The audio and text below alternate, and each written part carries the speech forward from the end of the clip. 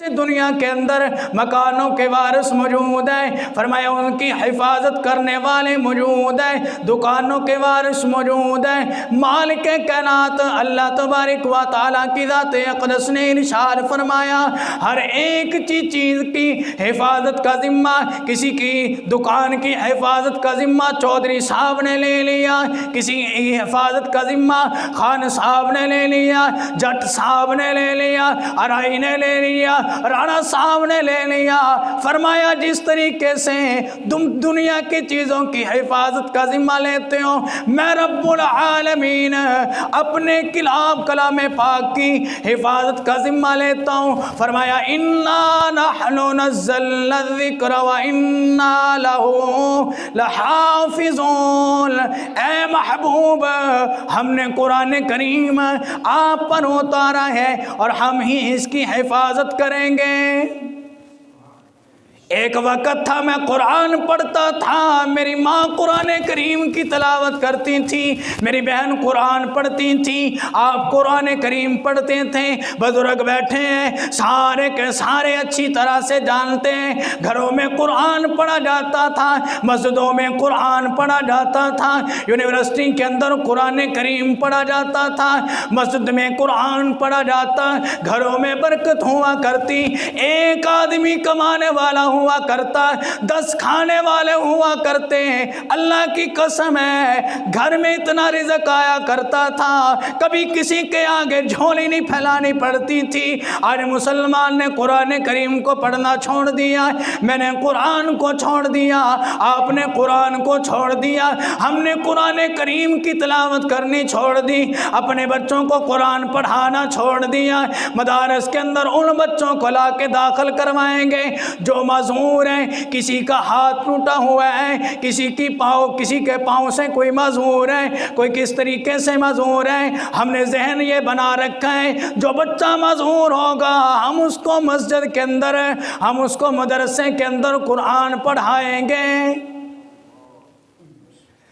ایک وقت میں قرآن کریم کی تلاوت کرتا، اللہ کریم اتنا رزق عطا فرمایا کرتا کہ گھر میں کھانے والے 10 بھی ہوا کرتے ہیں، رزق کی کمی نہیں آیا کرتی۔ آج 4 کمانے والے ہیں، 2 کھانے والے ہیں، پوری نہیں پڑتی۔ وجہ کیا ہے؟ مالک کائنات کو، اللہ رب العزت کی ذات اقدس کو ہم ناراض کر کے کبھی بھی ہمارے گھروں میں سکون نہیں آ سکتا، پریشانی ختم نہیں ہو سکتی۔ مسلمانوں توجہ کرو، امام الانبیاء محبوب کبریا مدنی کریم صلی اللہ تعالی علیہ وسلم کی ذات اقدس نے ارشاد فرمایا جو جس حالت میں مرے گا کل قیامت کے دن اسی حالت میں اٹھایا جائے گا۔ ایک ایسا آدمی ہے اللہ کریم کے قرآن کریم کی تلاوت کر رہا ہے، دنیا کے اندر اللہ کریم کے قرآن سے بڑی محبت کرتا ہے، بڑا پیار کرتا ہے۔ آج ہم سب مسلمان ہیں، قرآن سے دور ہو گئے، اللہ پاک نے رحمتیں ہم پر اتارنی ختم کر دی۔ آج رحمت کہاں سے آئے، برکت کہاں سے آئے؟ اللہ کریم کے قرآن کریم کو پڑھنے والے قبروں میں چلے گئے۔ ایک وہ وقت تھا میں قرآن پڑھتا تھا، آپ قرآن پڑھتے تھے، بزرگ قرآن پڑھتے تھے، گھروں میں قرآن پڑھتے، مسجدوں کے اندر قرآن پڑھتے، یونیورسٹی میں قرآن پڑھتے۔ وہاں حسین میں تیری عظمت پہ قربان جاؤں، سر نیزے پہ ہے اللہ کریم کے قرآن کریم کی تلاوت فرما رہے ہیں۔ مسلمانوں آج مٹھائیوں پہ اللہ کریم کا قرآن پڑھنا آسان ہے، آج شربتوں پہ بیٹھ کے اللہ کریم کا قرآن پڑھنا آسان ہے، آج مٹھائیوں پہ اللہ کریم کا قرآن پڑھنا آسان ہے، اور شربتوں پہ بیٹھ کے اللہ کریم کا قرآن پڑھنا آسان ہے۔ خدا کی قسم ایک ایسی شخصیت، ایک ایسی ہستی گئی ہے کہ جس کا سر نیزے پہ اللہ کریم کے قرآن کی تلاوت نہ چھوڑی۔ آج برکت کہاں سے آئے گی؟ ہم کہتے ہیں پریشانی ہے، کرونا وائرس آ گئی ہے، 2021 شروع ہوا، مسلمان مبارکیں دے رہے ہیں، کیا ابھی اس کے اندر تم سب نے اللہ کریم کے قرآن کریم کو پڑھا؟ 2020 کے اندر سارے کے سارے اللہ کریم کے قرآن کریم کی تلاوت کرتے رہیں، اللہ کے پیارے محبوب صلی اللہ علیہ وسلم کی سنتوں پر عمل کرتے رہیں، اللہ کے حکموں کو اللہ کے حبیب علیہ السلام کے طریقوں کے مطابق پورا کرتے رہیں۔ دعوے سے کہتا ہوں، ذمہ داری سے کہتا ہوں، علماء کرام سے سنا۔ علماء کرام فرماتے ہیں اسلام میں فرمایا نئے سال کی مبارک دینا قطعاً جائز نہیں ہے۔ 2020 کے اندر میرے سمیت آپ سب نے اللہ کی نافرمانیاں کی، رج رج کے مالک کائنات کی ہم نے نافرمانیاں کی۔ اللہ کریم ایک وقت نہیں، 2 وقت نہیں، 5 وقت اللہ کے گھر سے اذان کی آواز آیا کرتی، حی علی الصلاۃ حی علی الفلاح۔ ہم گھروں میں سوئے پڑے رہتے ہیں، ہم دکانوں پہ بیٹھے رہتے ہیں، ہم طرح طرح کی بکواسات میں مشغول رہتے ہیں، سارے کے سارے ہم کس طرح وقت گزار گئے۔ فرمایا 20 کے اندر اللہ کی نافرمانی کی، 2020 میں میرے سمیت آپ میں سے کوئی ایسا آدمی اٹھ کے کھڑا ہو کے بتا دے سارا سال میں میری ایک نماز بھی قضا نہیں ہوئی۔ پڑھنی تو دور کی بات ہے، میں قضا کی بات کر رہا ہوں۔ ہم کہتے ہیں ہیپی نیو ایئر، یار مبارک دے رہے ہیں کہ نئے سال کی مبارک ہو۔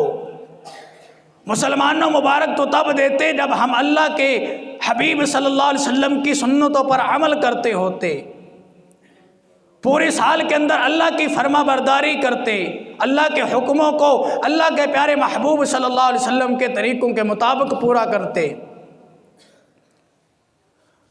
امام الانبیاء محبوب کبریا مدنی کریم صلی اللہ تعالی علیہ وسلم کی ذات اقدس ہے۔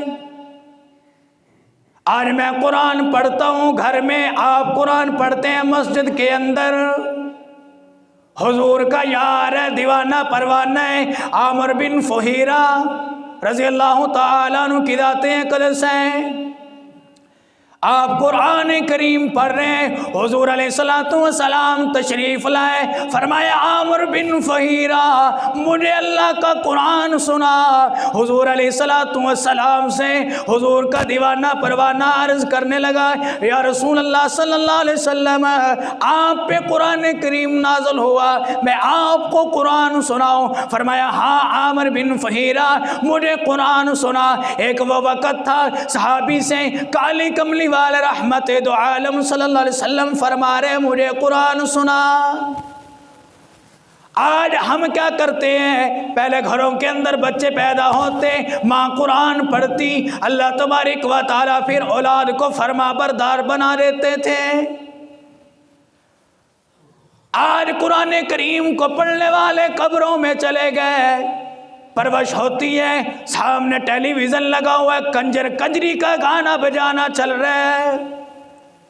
ایک وہ وقت تھا کہ ماں قرآن کریم کی تلاوت کیا کرتی تھی، ایک وہ وقت تھا ماں حضور علیہ السلام پہ درود پاک پڑھا کرتی تھی، گھروں میں برکت ہوتی تھی، اولاد فرما بردار ہوا کرتی تھی۔ مدنی کریم سبق سنانے آیا، کچھ لے کے ڈالا۔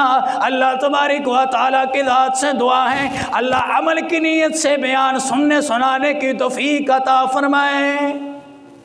یہ نہیں کہ ہم بیان سنیں کانوں کے چسکے کے لیے، عمل کی نیت سے سنیں۔ جب بھی کوئی بیان سنے، کوئی بات سنے یا کچھ کرے، عمل کی نیت سے کرے کہ اللہ تبارک و تعالیٰ مجھے عمل کرنے کی توفیق عطا فرمائے۔ حضور علیہ السلام کی ذات اقدس نے ارشاد فرمایا کہ جو جس حالت میں مرے گا قیامت کے دن اسی حالت میں اٹھایا جائے گا۔ فرمایا قرآن پڑھتا ہوا دنیا سے رخصت ہوا، اللہ کریم فرمائے گا اے قرآن کے قاری، فرمایا سامنے آ جا، قرآن کریم کو پڑھنے والے سامنے آ جا، قرآن کریم کے حافظ، قرآن کریم کے قاری اللہ کے سامنے آئیں گے۔ اللہ فرمائے گا دنیا کے اندر अंदर तू मेरा कुरान पढ़ा करता था, लोग तुझे ताने में दिया करते थे, लोग तुझे मेरे मारा करते थे। कोई तुझे कहता है ये मुल्ला है, बलवट्टा है, कोई तुम्हें कहता हराम खोर है, हलवे खोर है, तरह तरह के लोग तुम्हें बातें किया करते। तुमने सारे लोगों की बातें सुनी, तुमने मेरा कुरान ना छोड़ा। आ जाओ आज मेरे सामने। दुनिया के अंदर जिन्होंने वजीरों से दोस्ती की, जिन्होंने मशीरों से दोस्ती की, फरमाया उनको बड़ा फायदा पहुंचा। तूने मेरे कुरान से दोस्ती की, तूने मेरे साथ दोस्ती की। फरमाया आज मैं तुझे इनाम अता फरमाऊंगा। सारे लोग देखेंगे, अल्लाह करीम हाफ़िज़े कुरान को बुलाएगा, हाफ़िज़े कुरान मैदान माशर में आएगा। फरमाया उसके मुंह से कस्तूरी से आला दर्जे की खुशबू आएगी। मैदान माशर महक उठेगा, लोग पूछेंगे इलाहुल आलमीन ये कौन लोग हैं? अल्लाह फरमाएगा ये वो लोग हैं जो दुनिया के अंदर मेरे कुरान से मोहब्बत करते थे, मेरे कुरान से प्यार करते थे।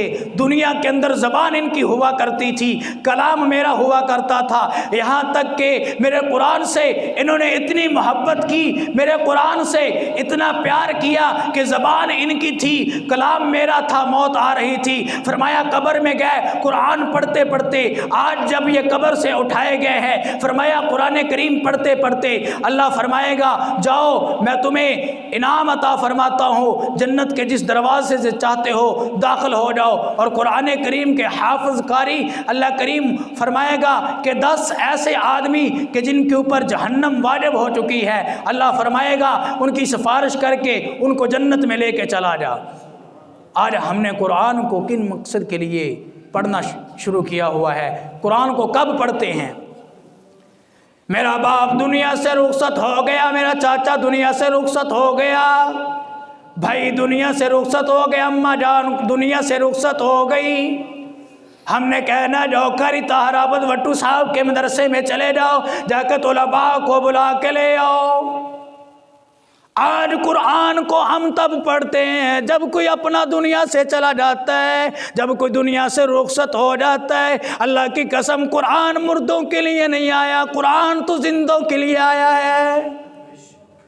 कुरान हमारी ज़िंदगियाँ तब्दील करने के लिए आया।